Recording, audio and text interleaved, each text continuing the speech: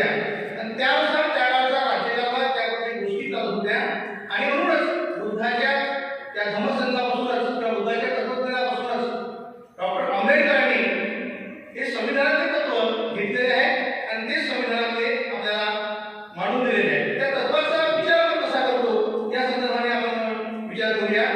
सर्वप्रथम आपल्याला म्हणता येईल की हा अत्यंत महत्त्वाचा आणि सखोल असा विषय आहे. पण संविधान आपण जेव्हा बोलतो कोणी आपल्या बुक स्टॉलचं नाव संविधान ठेवतात, कोणी टी स्टॉलचं नाव संविधान ठेवतात, परंतु ते संविधान आपण जे म्हणतो संविधान म्हणजे काय, शास्त्रीय भाषेत जर आपण विचार केला तर आपल्याला असं दिसतंय की संविधान म्हणजे एखाद्या देशाच्या शासन पद्धतीचा मूलभूत कायदा. म्हणजे संविधान म्हणजे एक प्रकारचा कायदा आहे, मूलभूत असा कायदा आहे आणि त्या कायद्याची त्या राज्याने रचना करायची आहे, सत्तेचे विभाजन करायचे आहे, नागरिकांचे हक्क आणि कर्तव्य आणि शासन आणि नागरिकांचे नाते स्पष्ट करायचे आहे, तर आपण त्याला संविधान असं म्हणत असतो.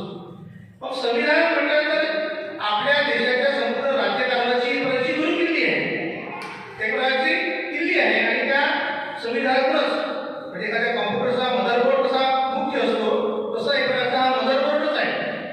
आपला संविधान म्हणजे आपल्या देशाच्या संपूर्ण राजसत्तेचा एक मदरबोर्डच आहे असं आपल्याला म्हणता येईल. आणि म्हणून या संविधानाच्या संदर्भाने प्रवास करताना बघता येईल की भारतीय संविधानाची निर्मिती ही अत्यंत सर्वात मोठी आणि दीर्घ निर्मिती आहे. ते सगळ्यांना माहिती आहे, ती काही नवीन गोष्टी सांगणार नाही. दीर्घ निर्मिती आहे, मोठी निर्मिती आहे आणि ती अत्यंत कष्टपट प्रक्रियेचा परिणाम आहे. एखादा आपण पुस्तक लिहितो म्हटलं किंवा एखादा थेसिस लिहितो म्हटलं पीएचडीचं किंवा एखादा कोणतीही कविता लिहितो म्हटलं किंवा एखादा लेख लिहितो म्हटलं त्यासाठी आपल्याला खूप पहिल्यांदा अभ्यास करावा लागतो. त्या अभ्यासाला आपल्या मनामध्ये चिंतन मनन करावं लागतं. चिंतन मनन केलेलं बसवलेलं जे काही अभ्यास असतो तो सुद्धा कागदावर उतरावा लागतं. ही अत्यंत क्लिष्ट आणि कठीण प्रक्रिया आहे आणि या कठीण प्रक्रियेच्या माध्यमातून आपण मग ते पुढे पुस्तक किंवा संविधान किंवा कविता किंवा कविता संग्रह सादर करत असतो. अशीच एक घनिष्ठ अशी कठीण प्रक्रिया आहे. या कठीण प्रक्रियेतून हे संविधान आपलं साकार झालेलं आहे. त्याला थोडे दिवस नाही तर 2 वर्ष 11 महिने 18 दिवस इतका मोठा कालावधी या संविधानाने लागलेला आहे, हे सर्वांना माहिती आहे. संविधान 26 नोव्हेंबर 1949 रोजी आपल्या देशामध्ये स्वीकारले गेले. त्यानंतर 26 जानेवारी 1950 रोजी आपलं संविधान अंमलात आणलं. जेव्हा 1950 रोजी आपलं संविधान अंमलात आणलं गेलं त्यावेळी सुरुवातीला 26 नोव्हेंबर रोजी फक्त न्यायालयाच्याच ठिकाणी किंवा न्यायालयामध्येच न्यायमूर्ती या संविधान दिन साजरा करत होते. परंतु आपल्या देशातल्या अनेक कार्यकर्त्यांच्या आग्रहाखातर आपल्या देशाच्या अनेक कार्यकर्त्यांच्या आंदोलनाची पूर्ती म्हणून हे 26 नोव्हेंबर 1950 संविधान जे आहे 26 नोव्हेंबर हा संविधान दिवस जो आहे हा साजरा करण्यात आला आणि तो सार्वजनिक रूपाने तो साजरा करण्यात आला असं आपल्याला दिसतंय. म्हणजे फक्त न्यायालयामध्ये हा 26 नोव्हेंबर दिवस साजरा होत होता, म्हणजे संविधान दिवस साजरा होत होता. हा संविधान दिवस आता सार्वजनिक रूपामध्ये आपल्यापर्यंत तो पोहोचला आहे असं आपल्याला म्हणता येईल. आता संविधान म्हटल्यानंतर त्याची एक पुस्तक आहे. त्या पुस्तकाचा त्याला मुखपृष्ठ आहे, त्याला मधपृष्ठ आहे, त्याच्या आतमध्ये उद्देशिका आहे, त्याला प्रियांबल आपण म्हणतो, ते सगळं आहे आणि सगळे 395 कलम आहेत, त्याचे परिशिष्ट आहेत.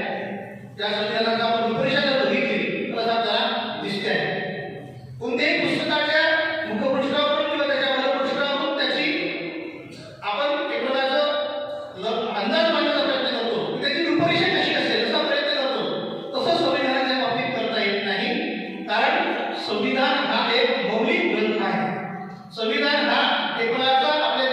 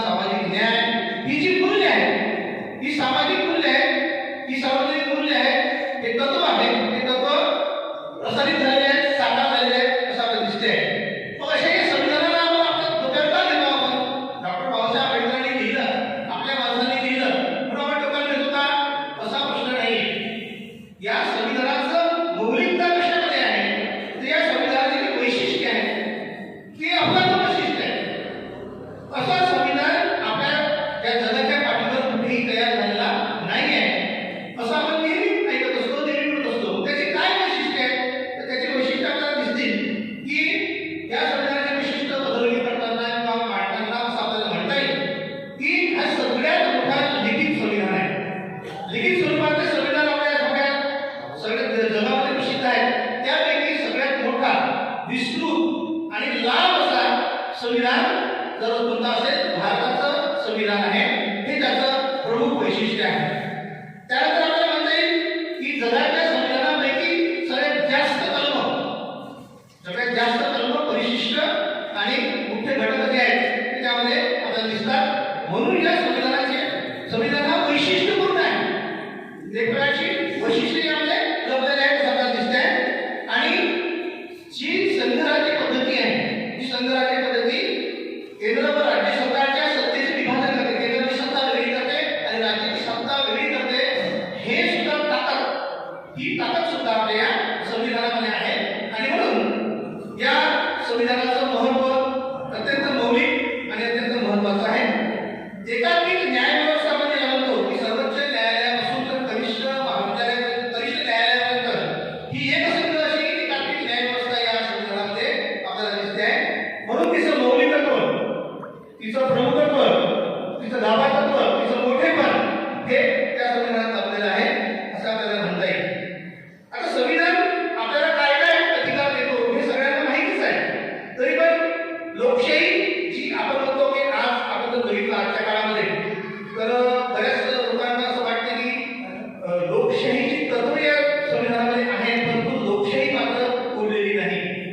आता अनेक गोष्टींचा आपण विचार केला तर तसं होत आहे, दिसत आहे. परंतु संविधानाची जी तत्व आहेत, जोपर्यंत ते संविधान आपल्या देशामध्ये लागू आहे, चालू आहे, तोपर्यंत ते सर्व तत्व चालूच राहतील. आणि त्याच्यावर कुरघोडी करणारे किंवा त्याला बंद करणारे किंवा त्याच्यावर काहीतरी संशोधन करणारे असे जे काही राजकीय पक्ष आहेत ते येतीलच.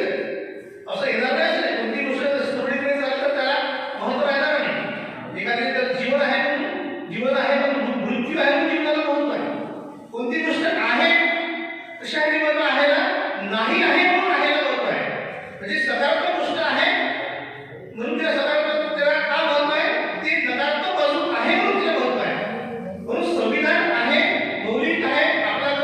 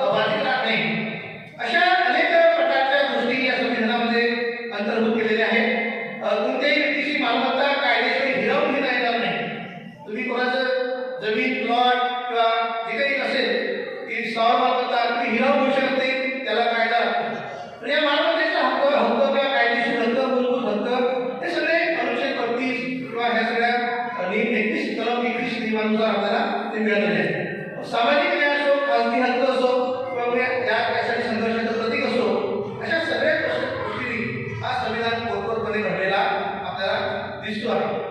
पण ही संविधानाची निर्मिती म्हणजे काय आहे, तर ही ऐतिहासिक प्रक्रिया आहे. ही ऐतिहासिक प्रक्रिया आपल्याला सगळ्यांना माहीत आहे की 15 ऑगस्ट 1947 नंतर ती सुरू झाली आणि 26 जानेवारी 1950 ला आपल्यापर्यंत ती लागू झाली. 298 सदस्यांची ही संविधान सभा स्थापन झाली होती. त्यामध्ये डॉक्टर बाबासाहेब आंबेडकर यांच्याकडे मसुदा समितीचे अध्यक्ष म्हणून त्यांचे नेतृत्व होतं आणि देशाच्या या बहुसंस्कृतिक रचनेला एक ऐतिहासिक रचना का म्हणतो आपण किंवा ऐतिहासिक गोष्ट का म्हणतो आपण की या देशाच्या संपूर्ण कारभाराचा एक लेखाच होता. त्या संपूर्ण देशाच्या कारभाराचा एक लाभार्थत्व या संविधानाच्या माध्यमातून पुढे चालणार आहे आणि त्याच्या हे चालणार आहे हे डॉक्टर आंबेडकरांनी ओळखलं होतं. आणि मग काय काय असलं पाहिजे दूरदर्शिता पण त्यांचं बघा. आपण म्हणतो की एखाद्याला मनोगत आहे किंवा मनातल्या गोष्टी ओळखतो, तर डॉक्टर आंबेडकर सारख्या एवढ्या महान व्यक्तींना एवढा अभ्यास असल्यामुळे किंवा एवढ्या सगळ्या संविधानांचा त्यांनी अभ्यास केला असल्यामुळे आणि संपूर्ण विषयांचा त्यांच्याकडे अभ्यास होता. म्हणजे एका विशिष्ट विषयाचे अभ्यास नव्हते ते, संपूर्ण विषयाचे तत्वज्ञान असो की लिटरेचर असो की कला असो की साहित्य असो सगळ्यांचा अभ्यास डॉक्टर आंबेडकरांना होता. आणि चौफेर व्यासंग असल्यामुळे त्यांनी या संविधानामध्ये दूरदर्शिता आपल्याला टाकलेली दिसते आहे. म्हणजे माझ्या देशाच्या सर्व बहुजनांना या संविधानाच्या माध्यमातून पुढे येणारे जे काही धोके आहेत, पुढे येणारे जे संकट आहे, पुढे येणारे जे काही आपल्याला म्हणतात की जगण्यामधले धोके आहेत, तर हे धोके कसे नष्ट करता येतील. कारण की त्यांनी स्वतः ज्या सगळ्या जगण्याच्या अपमानाच्या सगळ्या गुन्ह्याच्या सगळ्या गोष्टी त्यांनी स्वतः अनुभवलेल्या होत्या. आणि म्हणून हा अपमान जो त्यांच्या पद्धती झालेला आहे असं माझ्या देशाच्या माझ्या लोकांचे होऊ नये. जे कोणी SC ST NT OBC असतील यांचे होऊ नये आणि बहुजनांचं होऊ नये. आणि म्हणून त्यांनी अनेक कायद्यांचं, अनेक घटनांचं, अनेक घटकांचं, अनेक कलमांचं यामध्ये अंतर्भुक्ता केलेली आपल्याला दिसते. म्हणून या संविधानाची वैशिष्ट्य सांगताना मी मगाशी म्हणत होतो की हे लोकशाही किंवा प्रजासत्ताक स्वरूपाचे संविधान आहे. लोकशाही त्याचा कणा आहे, लोकशाहीवाद त्याचा कणा आहे, सेक्युलरिझम त्याचा कणा आहे. आणि म्हणूनच आपल्याला स्वातंत्र्यता, समानता, अभिव्यक्ती, शिक्षण, न्याय आणि व्यक्तिगत विकासासाठी आपल्याला असणाऱ्या अधिकाराची हमी, एक प्रकारची गॅरंटी आपल्याला म्हणतो. आपण एखादी वस्तू खरेदी केली गॅरंटी काय आहे, तर ही अक्षय गॅरंटी आहे. संविधान म्हणजे अक्षय गॅरंटी आहे की तिचा कधी क्षय होणार नाही, ती कधी नष्ट होणार नाही आणि ती एखादी आपण जसं जेवण फळ नाचतो तसं नाचणार नाही.